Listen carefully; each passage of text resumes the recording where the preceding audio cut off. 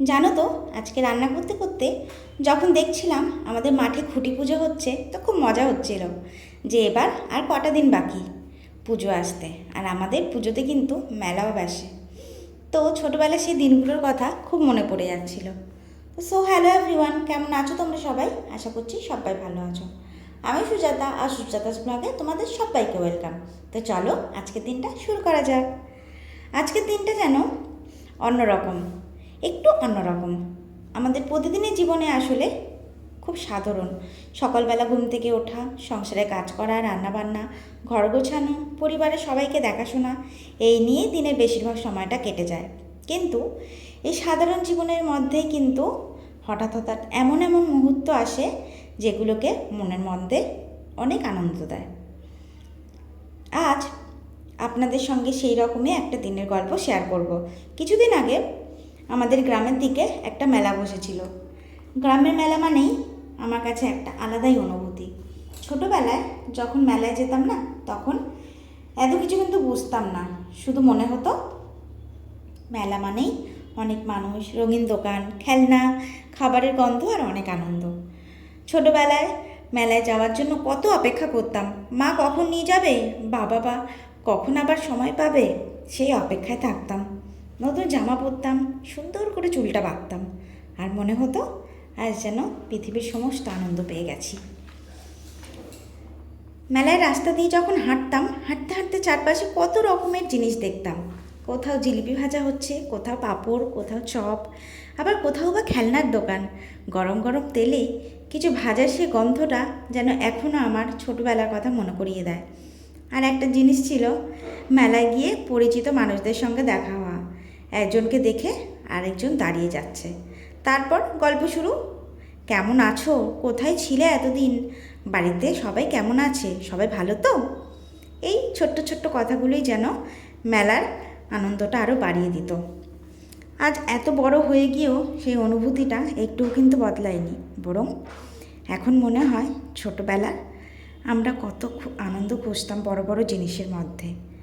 একটা খেলনা পেলেই খুব খুশি, একটা আইসক্রিম পেলেই খুব খুশি, মেলা নাগরদোলনা উঠলেই খুব খুশি।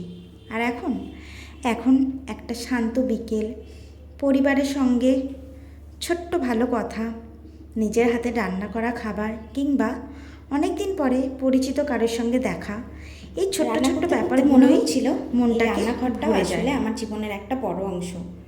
কত সকাল, কত দুপুর, কত সন্ধ্যায় রান্নাঘরের মধ্য দিয়ে যেন কেটে গেছে। কখনো রান্না করতে গেলে ভালো লাগে, আবার কখনো মনে হয় আজ যদি কেউ রান্না করে দিত, এসে বলতো তুমি আজ রান্না করো না, আমি করে দিচ্ছি।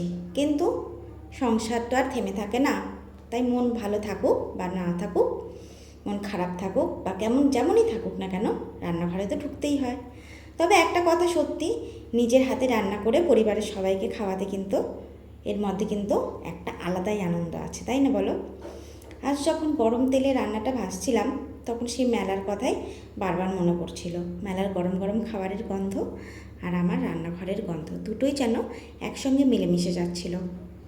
তখন মনে হলো আমাদের সুখের জন্য সবসময় অনেক টাকা, দামি জিনিস বা বড় ভ্রমণের দরকার হয় না। কখনো একটা গ্রামের মেলা, কখনো বিকেলের এক কাপ চা, কখনো বা নিজের হাতে বানানো গরম গরম খাবার, কখনো বা পরিবারের সঙ্গে বসে করা গল্প, এই ছোট্ট ছোট্ট মুহূর্তগুলো আসল সুখ। জীবনে আমরা অনেক সময় ভবিষ্যতের চিন্তা করতে করতে বর্তমানটাকে ভুলেই যাই। ভাবি একদিন সব ঠিক হয়ে যাবে, একদিন অনেক টাকা হবে, একদিন নিজের ইচ্ছে মতো সব কিছুই করতে পারবো। কিন্তু সেই একদিন কখন আসবে আমরা কেউ জানি না। তাই এখন যেটুকু আছে সেটুকু নিয়েই আনন্দ করতে শেখা উচিত। জানো তো, বড় বড় ঘটনা খুবই মনে পড়ে, খুবই কম ঘটে। বেশিরভাগ সময় আমরা ছোট ছোট মুহূর্তের মধ্যেই জীবন কাটিয়ে দিই। তাই আমি চাই আমার এই গল্পগুলোর মধ্যে সেই ছোট্ট ছোট্ট মুহূর্তগুলোই ধরে রাখতে।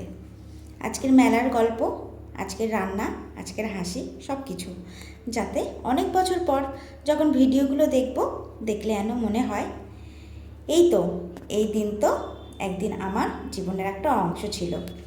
আপনারাও নিজেদের জীবনের ছোট্ট ছোট্ট আনন্দগুলোকে না গুরুত্ব দিন, পরিবারের সঙ্গে সময় কাটান, প্রিয় মানুষদের সঙ্গে গল্প করুন, মাঝে মাঝে মেলায় যান, নিজের পছন্দের খাবার রান্না করুন, কারণ শেষ পর্যন্ত আমাদের সঙ্গে থেকে যায় এই স্মৃতিগুলোই।